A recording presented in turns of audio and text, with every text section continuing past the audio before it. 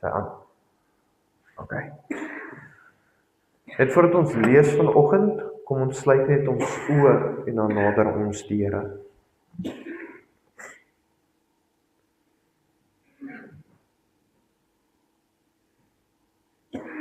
Vader, waar ons nou as u kinders u nader lieve Heer, waar ons nou net gesing het, alle glorie is u se. Vader, mag dit wees so vanoggend. Vader, mag reg oor die wêreld waar u kinders bymekaar kom om uit u woord te lees, mag dit soos 'n lekker reukoffer opvaar na die hemele, liewe Heer. En Vader, waar al is ons vermin hier vanoggend saam, Vader, mag u Gees nog steeds kragtig in ons harte werk. Mag hy vrymoedigheid kweek in ons harte om u nou te nader en ook sodoende die hoogmoedigheid uit dit uit te brand wanneer die woord ons aanspreek en vermaan, liewe Heer. Maar Vader, mag dit ook die hoop vasmaak en die bemoediging gee vir ons om te verander. Want Vader, wat is 'n preek of 'n diens of 'n boodskap wat ons nie aanspreek nie? Vader, dan is dit net 'n lekker geklank vir die ore en 'n riem onder die hart, liewe Heer. En Vader, sodoende vra ek vanoggend waar ons gaan gesels om na u toe buite die laar uit te kom, Vader, mag dit iets skweek in ons harte, 'n vraag van, het ons al uit die laar, uit die poorte, uit die kamp uitgestap van gemaklikheid, om by u uit te kom, waar dit nie gemaklik is nie. Waar lyding, vervloeking en verdrukking is.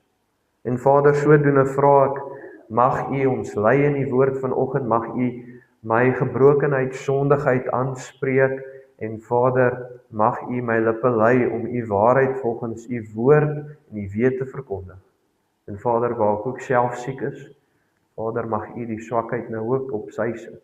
Mag u deur die Gees kragtig u woord verkondig. Vra al hierdie dinge in u heilige naam. Amen. So as ons vanoggend lees uit Hebreërs 13 vers 10 tot 16, sal julle sien dis weer dieselfde hoofteksgedeelte as laas Sondag, en ek lees weer eens uit die 33 tot die 53 vertaling wat vir ons die volgende sê. Ons het 'n altaar waarvan die wat die tabernakel bedien het om te eet nie. Want die diere waarvan die bloed vir die sonde deur die hoëpriester in die heiligdom ingedra word, hulle liggame word buitekant die laar verbrand. Daarom het Jesus ook om die volk deur sy eie bloed te heilig buitekant die poort gelei. Laat ons dan uitgaan na hom toe buitekant die laar en sy smaad dra. Want ons het hier geen blywende stad nie, maar ons soek die toekomstige. Laat ons dan gedurig deur hom aan God 'n lofoffer bring. Dit is die vrug van die lippe wat sy naam bely. Vergeet die weldadigheid en die mededeelsaamheid nie, want God het 'n welbehae aan sulke offers. Net tot sover, asseblief. Nou soos wat julle weet, is ons tans besig met die reeks wat handel oor die boek van Hebreërs, en ons trek vanoggend by die heel laaste preek in hierdie reeks, by preek nommer 14.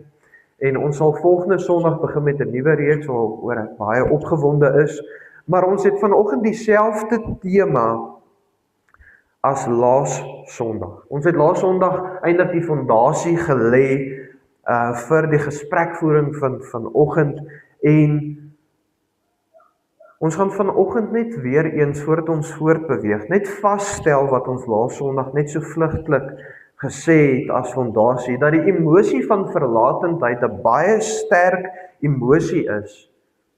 En Jesus wat verlate was op die kruis, was verlate sodat nie een van ons weer op hierdie aarde verlate of alleen hoef te voel nie.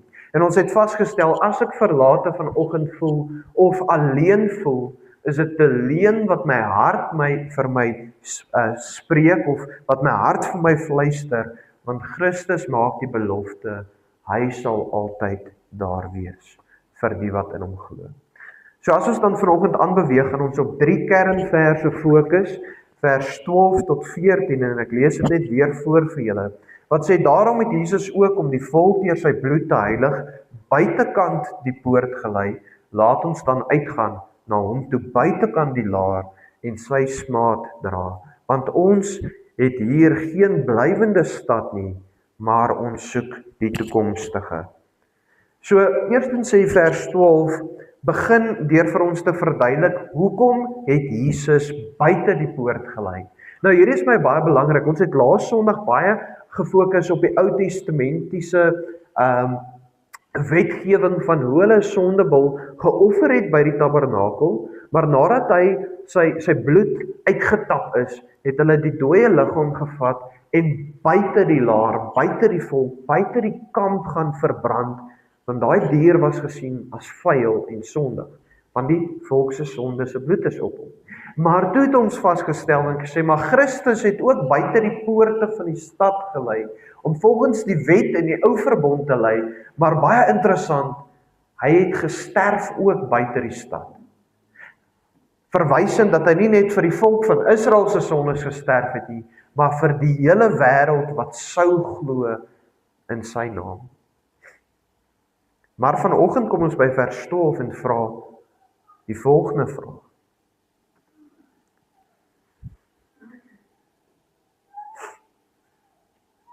Hoekom het Jesus buite die poort gelei, verlate en vervloek? Hoekom was hy gekruisig buite die poort? En vers 12 sê vir ons, om die volk te reinig of te heilig deur sy bloed. En nou kan ons vanoggend vir onsself vra eerstens, maar wie is die volk? Want ons moet onthou, hierdie brief word eintlik aan die Jode geskryf. Dit is 'n boek wat die ou verbond verduidelik met die nuwe verbond, dat die oue verby is en die nuwe gekom het, dat Christus meer is as Moses, hoër is as die engele en self die seun van God is en alleenlik die seun van God is en dat hy nou sit as hoëpriester in die hemele, in die troonkamer. Maar dan moet ons vra, maar wie is die volk volgens hierdie konteks? Die Griekse woord wat gebruik word is laos, wat verwys na mense, 'n nasie of 'n volk. So ons kry nie eintlik 'n antwoord in die oorspronklike term wat gebruik word nie. En dan kan ons baie vinnig tot die konklusie kom, maar die skrywer verwys 10-1 na die Jode. Dat Christus gesterf het en met sy kosbare bloed die volk gereinig het wat die Jode is. Maar die Nuwe Testament kom en verduidelik in verskeie plekke dat almal wat glo deel is van die volk van God. Almal wat glo het vir Abraham as voorouder en is die nageslag van Abraham. Galasiërs 3 vers 29 sê vir ons, en as julle aan Christus behoort, dan is julle die nageslag van Abraham en volgens die belofte erfgename. Nou net voordat ons aanbeweeg, vraag af jou vanoggend die vraag, hoekom is dit belangrik dat die Nuwe Testament in verskeie boeke dit vasmaak dat ons Abraham se nageslag is? Nou die wat by die Bybelstudie is, deur die weke, sal weet dat ons so bietjie die laaste tyd gefokus het op die Ou Testament en die Nuwe Testament. Nou almal glo ek weet, die Ou Testament, onder dit val die ou verbond, die wet en dan ook die sakramentele wet en die ou priesterskap van die Lewiete.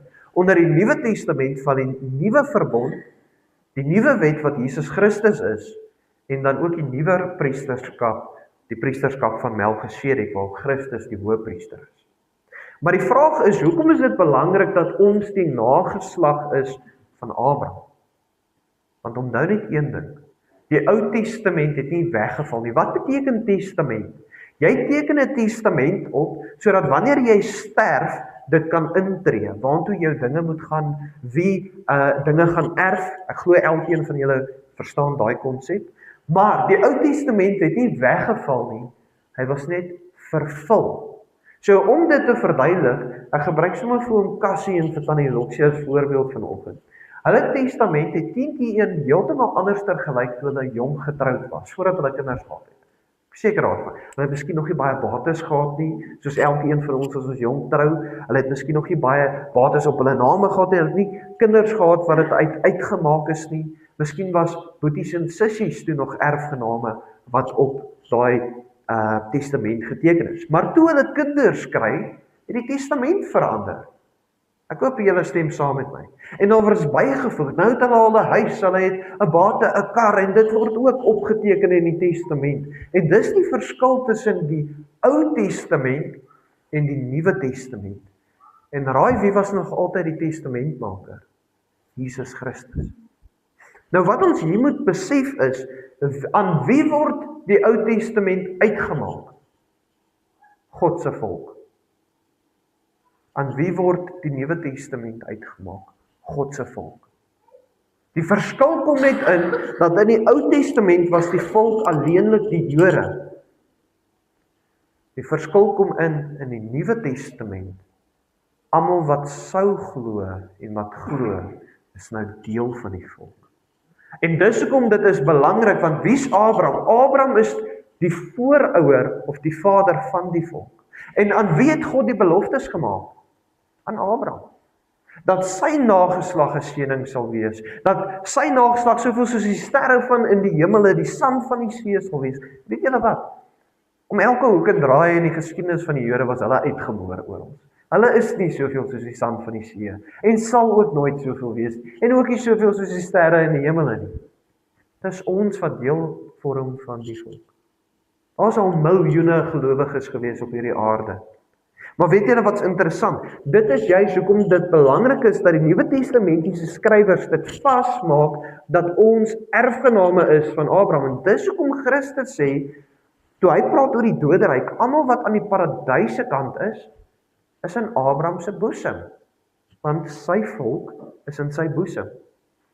Ek hoop dit maak sin. Maar dan kom baie interessant. Nou moet ons onsself die vraag vra, maar hoe kan ons nou deur Jesus deel vorm van Abraham se nageslag? Kykie, want ek kan nie net vandag 'n feit stel en sê dis 'n feit en 'n waarheid en ek sê ek is om Freddie se seun. Stem julle saam? Nee? Ek word 'n mooier pa as om Freddie. Ek weet nie van julle nie. Hierdie gene het 'n mooier pa nie, ek speel om Freddie. Maar ek kan nie net vandag 'n waarheid sê van ek is nou om Freddie se seun en dan sê ek sy seun nie. So die vraag is maar, hoe word ons tegnies gesproke deel van die volk? En hoor wat sê Romeine 4 vers 11. Dit verduidelik dit vir ons. Dit sê, en hy het die teken van die besnydenis ontvang, hulle praat nou van Abraham, as 'n seël van die geregtigheid van die geloof, toe hy nog nie besny was nie. Dat hy die vader sou wees van almal wat glo, terwyl hulle onbesnede is, sodat ook aan hulle die geregtigheid toegereken sou word.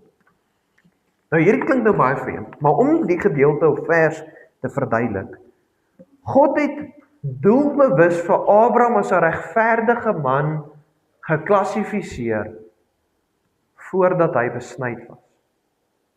So, hoekom? Want Abraham het geloof gehad. So op basis van Abraham se geloof was sy volk gebou. Want onthou nie, dink nie daaraan, tot die Jode wat nie geglo het nie, gaan nie hemel toe nie. Hoeveel Jode het nie gesneuwel in die woestyn in 40 jaar nie? Al die generasies wat uit Egipte, of die hele generasie wat uit Egipte gekom het gesneuwel in die woestyn, dat het nie geglo nie. So geloof was nog altyd eintlik die bindingsmiddel tussen wie die volk is en wie nie die volk is. En dis hoekom die skrywer, want ons moet onthou, Moses kom baie lank na Abraham in die prentjie, honderde jare. Die ou verbond het nog nie eers begin nie, want die ou verbond was ingewy deur Moses op die berg Sinai en ook daarna. Abraham was nog voor dit regverdig geklassifiseer, voordat hy besnyd was, deur sy geloof. Romeine 4 vers 16 bevestig die geloof as die sleutel. Hoor wat dit sê, wat ons deel maak van die nasie. Daarom is dit uit die geloof, julle hoor geloof, sodat dit volgens genade kan wees, en die belofte kan vasstaan vir die hele nageslag. Wie se nageslag? Abraham se. Nie alleen vir die wat uit die wet is nie, Ou Testament, maar ook vir die wat uit die geloof van Abraham is, die vader van ons almal. En ek weet nie van julle nie, maar dit bind ons stywer vas aan die Ou Testament, nie wetgewing nie. Maar dit bind ons vas om te sê, maar God het deur hulle gewerk om by my uit te kom. God het deur die Jode gewerk om by die wêreld uit te kom. God het hulle ook net gebruik as 'n deur na ons toe, wat ook deel is van sy volk. En al die seëninge en beloftes wat aan Abraham gegee is, val op ons. Onthou, Christus is die seëning wat uit Abraham sou kom. Daai belofte wat gemaak is dat sy nageslag 'n seëning sal wees vir alle nasies op aarde, is Christus, wat uit sy bloedlyn sou kom. Maar tweedens ons, wat vir Christus sou verkondig aan alle nasies. Want ek weet nie van julle nie, maar was Jesus in Amerika? Nee, was Jesus, hy was in Afrika en in Egipte, as 'n klein seentjie. Hy was nie in Suid-Afrika nie. Hy was nie in Frankryk nie. Wie sou die woord gedra het van Jesus Christus na die wêreld toe? God se kinders. Die nageslag van Abraham. En ek hoop julle sien die prentjie, hoe dit die ou en die nuwe bind aan mekaar vas. Maar nou kan ons dan aanbeweeg in vers 12, nadat ons vasgestel het, wie is die volk wat deur Christus se bloed geheilig word. En dan kan ons sê, wie is die volk? Almal wat alleenig glo in Jesus Christus. Geen Jood wat glo vandag, wat nie glo in Jesus, is deel van God se volk nie. Nou ons moet hierdie besef. Ons is nie deur bloed deel aan God se volk nie, maar deur die geloof wat gekweek word deur die Gees. En dit bring ons dan by 'n baie belangrike vers en 'n baie bekende vers wat ons almal ken, Johannes 3 vers 16, wat sê, want so lief het God die wêreld gehad, dat hy sy enige gebore seun gegee het, sodat elkeen wat in hom glo, nie verlore mag gaan nie, maar die ewige lewe kan hê. Wat is die sleutelwoord hier? Geloof, glo. Mense, Christus het nie vir die wêreld se sondes gelei nie. Want die volgende gedeelte sê net vir die wat sou glo. Hy het gesterf vir sy volk. Die Bybel sê Christus verkry almal wat sy Vader vir hom gegee het. En wie is die almal? Die nageslag van Abraham in die geloof. Sorry julle, my neus. Johannes 3 vers 16 maak dit duidelik dat Christus gesterf het en sy kosbare bloed gegee het vir die volk van God. Die kinders van God. En dit is die wat sou glo. Maar die skrywer bedoel, en dan kan ons eintlik aangaan in vers 12, en dan sê die skrywer, maar die volk was gekoop met die kosbare bloed van Christus om hulle te heilig. Nou ek weet nie van julle nie, hoeveel van julle voel heilig wat hier sit vanoggend? Ek weet nie, as ek na my eie lewe kyk, sien ek onreinheid. Ek sien nie egtheid altyd nie. Ek sien sondigheid, ek sien verdwaaldheid, ek sien eintlik 'n gebrek in kennis en wysheid. Ek weet ek's gered, maar ek is nie heilig nie. So wat bedoel die skrywer as hy sê, maar Christus het die volk geheilig? En wat hy eintlik hiermee bedoel is, Christus het 2000 jaar terug vir jou gesterf, sodat jou identiteit op papier heilig sou wees. Nou wat beteken dit? Onthou julle dat daar 2 boeke is in die hemel, die boek van die lewe, en almal wie se name daarop geteken is die volk van God. God se kinders, ek hoop dit maak sin. Jy is op papier geheilig, en dan die tweede boek, wat die boek van die dade is, daar binne is al jou dade wat sondig is uitgevee. En juis vir die rede, want ek weet nie van julle nie, juis vir die rede noem ons lewenswandel hier op aarde, nie 'n heilige lewenswandel nie, maar 'n heiligmaking. Verwysend dat elke dag strewe ek om meer gehoorsaam te word aan die Vader, maar ek sal nooit teen volle wees nie. Hoekom? Hoekom sal ons nooit teen volle gehoorsaamheid kan toon nie? Want die vlees. En juis vir die rede het Christus gekom, 2000 jaar terug, om 2000 jaar terug al daai dade wat al reeds opgeteken was, want God is alwetend, uit te vee, en jou op daai papier van die boek van die lewe te heilig. En langs elke naam van ons in staan maar Christus, maar Christus, maar Christus. Mense, dit is die genade. Nie een van ons is heilig nie, maar God kyk nou na ons deur sy seun. Weet jy hoe amazing is dit? Dis hoekom die woord sê, niks kan my skei van die liefde van die Vader nie. En dan, juis vir daai rede, moet elke een van ons sterf. En dis hoekom Paulus sê, ek verlang om na u toe te gaan, want Paulus sê, ek het 'n doring in my vlees. Ek het sonde, Here, ek het 3 keer gebid tot u, en u het dit nie weggeneem nie. En hoekom sê Paulus? Want as u dit weggeneem het, sou ek hoogmoedig geword het. U het daar gelos om my nederig te hou. Maar dis hoekom ons moet die vlees agterlaat, en wanneer sal ons werklik in volheid geheilig word? Wanneer ons die vlees verlaat en onsself beklee met die ewigheid, die verheerlikte liggaam wanneer Jesus Christus terugkom. Vers 3 beweeg dan aan, en hierso begin, en vers 13 beweeg dan aan, en vers 13 is eintlik die hoofvers van hierdie hele gedeelte, en eintlik waantoe ons nog die hele tyd opbou vir 2 Sondae, en sê, laat ons dan uitgaan na hom toe buitekant die laar en sy smaadra. Nou laasweek het ons gesien, hoekom het Christus buite die stad, buite die laar, buite die kamp, buite die volk gelei, want dit was gesien as 'n verlate plek. Hulle het dit gesien as 'n sondige plek. Die Jode het daar badkamer toe gegaan. En nommer 1 en nommer 2 gedoen. Hulle het dit gesien as 'n plek van vervloeking, God verlate. Hulle het dit gesien as 'n plek van vervolging. Hulle het tot wanneer hulle die doodstraf gegee het, iemand buite die kamp doodgemaak, want daai ou was gesien as sondig. Dit was 'n plek van lyding. Maar dan kom die skrywer en sê, ons moet ook nou uitgaan, uit die poorte uit die laar uit, na Christus toe. Maar hoekom? En hier is nou baie belangrik. Hoekom moet ons nou ook na daai plek toe gaan waar Christus is? Want Christus roep ons om ons tradisies, kulture, die ou verbond in die Jodese konteks, die ou wetgewing agter te laat en alleenlik hom te volg. Mense, hierdie is vir my so belangrik. Al is ons nie Jode hier vandag wat aan die Ou Testament vashou nie, is daar baie dinge in ons eie kultuur wat ons baie keer teruggaan. Geen nasie is gebou op God se woord nie, maak nie saak wat hulle sê nie. God se woord was meer misbruik deur elke nasie vir wraak en haat as enigiets anderste. Geen nasie kan vandag in God se naam oorlog voer nie. Ek hoop julle weet dit.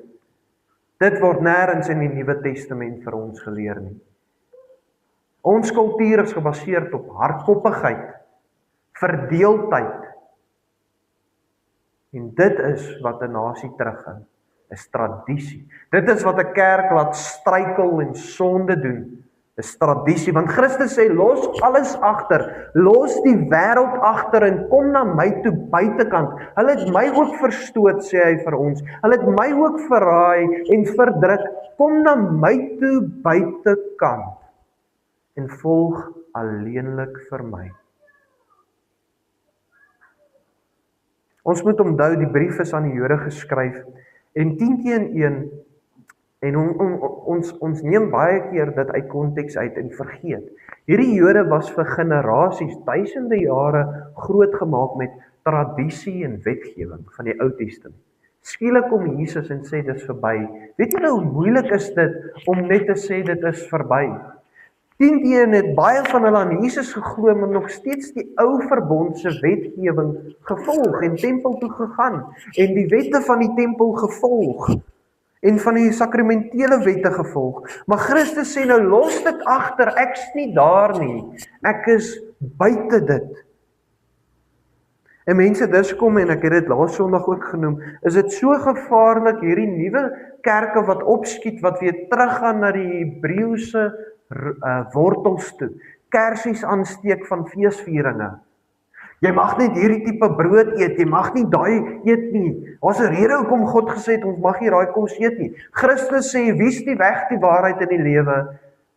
Hy, nie 'n stukkie brood of 'n stukkie vleis. Dink hoe pateties is dit as 'n stukkie vleis jou uit die hemel uit kan hou. Dink jy nie Christus was genoeg aan die kruis vir 'n stukkie vleis nie? Ek weet nie van julle nie, maar ek glo dit. Christus was genoeg vir my sondigheid, wat my 'n ewige verdoeming verwerk in die hel. En dan is hy goed genoeg ook vir 'n stukkie vleis. Want Christus het in sy woord aan Petrus geopenbaar, ons het laas Sondag daarna verwys. God sê vir Petrus, alles wat ek gemaak het is heilig. En Petrus sê, maar Here, ek kan nie hierdie goed eet nie. En God sê vir hom, hoe kan jy sê iets is nie rein wat ek rein gemaak het? Jy sien die hoogmoedigheid wat gepaard gaan in ons nuwe kerke. Hebreërs 10 vers 1 maak dit vir ons duidelik en sê, want die wet wat 'n skaduwee het van die toekomstige weldare Jesus Christus, nie die beeld self van die dinge nie, kan nooit deur dieselfde offers wat jaar na jaar gedurig verwys en jaar na jaar moes hulle 'n reinigingsproses deurgaan het, want dit het niks gedoen nie. Die wat toetree tot volmaaktheid lei nie. Die wet in die ou verbond kan niemand volmaak maak nie. Dis juist hoekom Jesus moes kom. En hulle sê die wet in die ou verbond was net 'n skaduwee van Christus wat sou kom. Dis net die beplanning, die fondasie waarop hy sou geloop het om gekruisig te word vir ons. Die ou verbond maak niks volmaak nie. Maar wat vind ons dan buite die laar? En wat lê vir ons daarvoor? En hierdie is my belangrik. As Christus vanoggend vir elke een van ons sê, Pieter, Freddy, Loksie, Martie, kom na my toe buitekant. Hoe lyk hierdie plek en wat moet ek daar doen?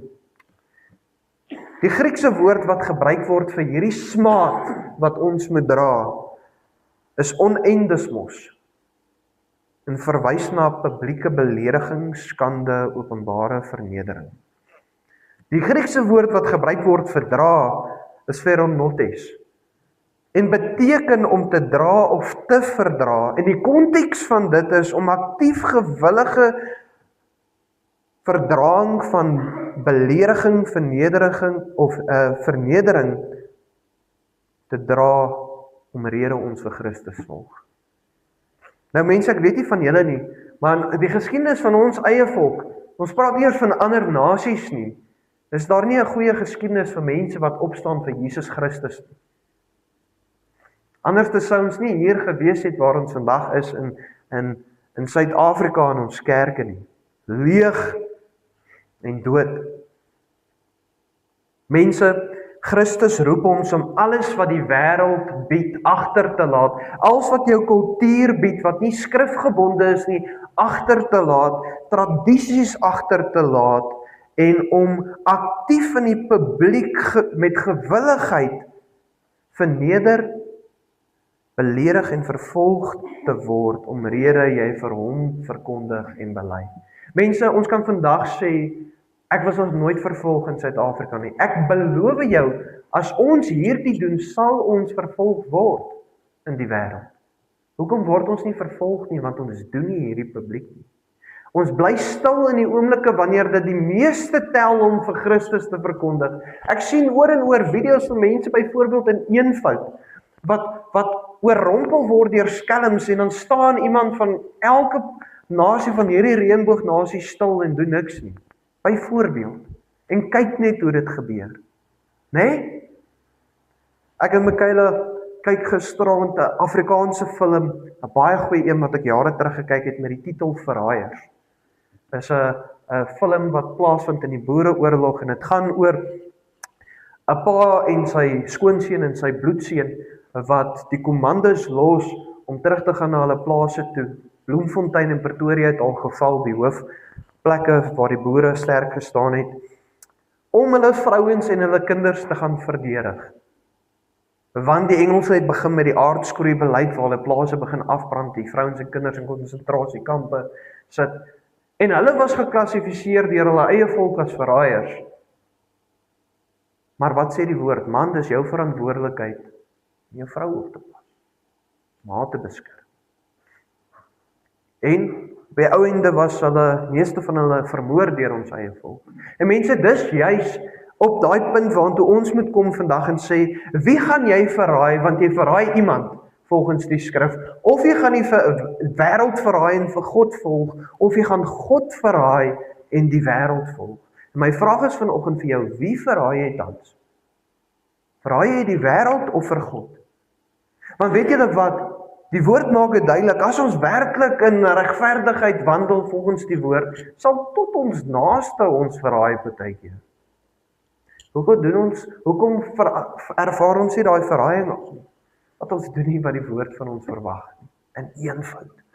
1 Petrus 2 vers 21 sê vir ons, want hiertoe is julle geroep, omdat Christus ook vir julle gelei het, en julle 'n voorbeeld nagelaat het, sodat julle sy voetstappe kan volg, of navolg van wat? Lyding. En mense, ek bedoel nie vanoggend jy moet lyding gaan soek en op onwyse maniere Christus verkondig nie. Nee. Maar vervolging sal kom wanneer ons werklik opstaan vir Jesus Christus. Romeine 8 vers 17, en net voordat ek aangaan, ek bedoel nie vervolging tot die dood toe nie, maar jy gaan vriende verloor as jy vir Jesus volg. Jy gaan familielede verloor wat nie kerkies by jou kon kuier nie. Dit is 'n waarheid, mense. Romeine 8 vers 17, ons moet ophou kweek hierdie prentjie van Christendom waar God net hierdie seëninge op ons gooi. Mense, dis 'n seëning van die innerlike mens, van vreugde, liefde en 'n onverstaanbare hoop wat niemand kan wegneem nie. Hoor wat sê Romeine 8 vers 17 vir ons baie mooi. En as ons kinders is, dan ook erfgename van God en mede-erfgename van Christus. As ons naamlik saam met hom ly, hoor julle, as ons saam met hom ly, sodat ons ook saam met hom verheerlik kan word. My vraag is op hierdie punt, gaan ons uitgaan na Christus toe, buite die volk, buite die kamp, buite die laar, buite die gemak sone waarin ons is, of gaan ons aanhou bly waar ons is? Want weet jy dit, wat sê tegnies gesproke ons hoofteksgedeelte? Alleenlik die wat uitgaan na hom, is nageslag van Abraham. Mense, dit is so belangrik. En nou kan ons vir onsself die vraag vra, ek sien ons tyd klop amper uit, ek is amper klaar. Maar in die lig van laas Sondag se preek waar ons sê, maar ons hoef nooit verlaat of alleen te voel nie, is dit nie nou in teenstryd met wat ek sê nie? Die antwoord is nee. Christus was verstoot, verlate deur sy eie volk. Gods verlate, die eerste keer in die ewigheid wat hy skeiding tussen hom en sy Vader ervaar het, omdat hy die son op hom geneem het, sodat wanneer ons verdruk en vervolg word en verstoot word, ons nie alleen hoef te wees nie, want by wie is ons daar buite? By hom. Vers 14 beweeg dan aan en sê, want ons het hier geen blywende stad nie, maar ons soek die toekomstige. En mense, presies waarna ons nou verwys het, hierdie wêreld, hierdie kultuur, dit sal tot niet gaan. Hierdie nasie, hierdie land sal tot niet gaan.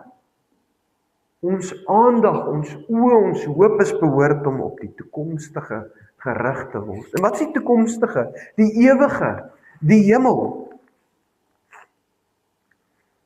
Net deur uit te gaan uit die stad uit te gaan uit die gemaksone uit, kan ons die toekomstige verkry deur Christus se genade. Mense, en juist die punt is waar Christendom in die moderne wêreld swaar kry. Ons almal sê ons glo, maar niemand gaan uit nie. Is dit nie waar nie? Ons almal sê ons glo, maar niemand gaan uit na Christus toe daar waar dit nie lekker is nie. Maar dan wil ek graag vanoggend afsluit met bemoediging oor hierdie toekomstige wêreld en 'n paar waarhede van die woord met julle deel oor hierdie nuwe hemel wat eendag geskep gaan word en hoe die skrif dit verduidelik en hoe dit daar gaan wees, sodat ons weer ons denke en ons drome op dit kan plaas. Eerstens gaan daar 'n nuwe hemel wees wat op 'n nuwe aarde is. Daar sal geen dood wees nie, geen sonde nie. Niemand gaan jou daarin doen nie, niemand sal jou kan seermaak daar nie. Ons gaan in God se huis woon saam met hom. Daar sal geen nag wees in die nuwe hemel nie, want die woord sê vir ons, God se lig sal vir die ewigheid uit sy troon uitskyn, wat in die nuwe hemel in die heilige stad uit sy troon sal skyn. Daar sal geen siekte, swaar kry, hongerte of dors wees nie. Jy sal in elke aspek van jou lewe vervul wees in vreugde, geluk, liefde, hoop en rus. En weet julle wat? Jy sal nie eers 'n vraag hê nie, want jy sal vervul word in jou kennis en wysheid ook. Jy sal ten volle heilig wees. Ons sal deur poorte wat uit nie parels gemaak word nie, uit een groot parel gemaak is, loop in hierdie heilige stad in. Die strate is van goud gemaak, die fondasies van edelgesteentes en die mure van jasper. In hierdie heilige stad sal daar 'n groot boom wees, wat die boom van die lewe genoem word, wat geplant was in die tuin van Eden, en ons almal sal daarvan mag eet. In die middel van hierdie stad vind ons 'n troonkamer, en in hierdie troonkamer vind ons vir God die Vader en God die Seun, wat ons vir die eerste keer van aangesig tot aangesig sal aanskou, tot in alle ewigheid. Uit daai troonkamer uitloop 'n rivier wat in twee deel, wat die rivier van die lewe genoem word. Hierdie nuwe hemel op aarde sal nie 'n see hê nie, sê die woord vir ons. Verwysend, daar sal nie water wees wat kontinente verdeel nie, daar sal een groot landmasse wees waar ons almal woon.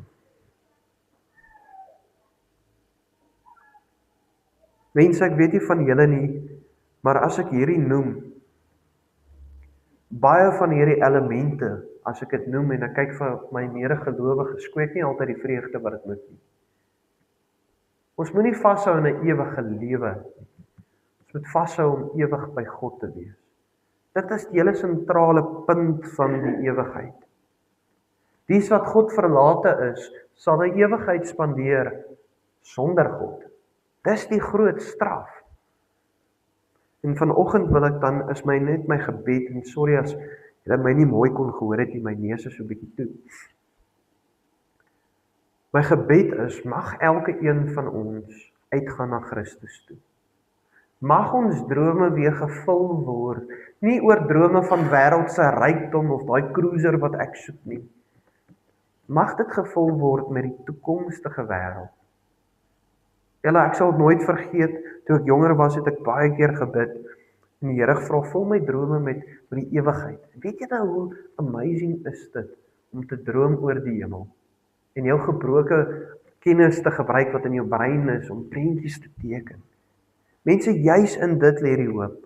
Mag ons hoop en ons denke weer gevul word met die toekomstige, en nie met hierdie tydelike plesier op hierdie aarde nie. Amen. Kom ons sluit die oë. Vader, waar ons nou in eenvoud 'n sterk boodskap verkry het van om uit te gaan na U toe. Vader, help ons om te besef dat hierdie uitgaan nie alleenheid verteenwoordig of die afwesigheid van vreugde of liefde nie, maar juis loop ons na die bron toe van lewe. En ons los eintlik die vervloeking van die wêreld agter. Ja, Vader, ons moet besef, ons gaan lei in hierdie wandel na U toe en om by U te wees.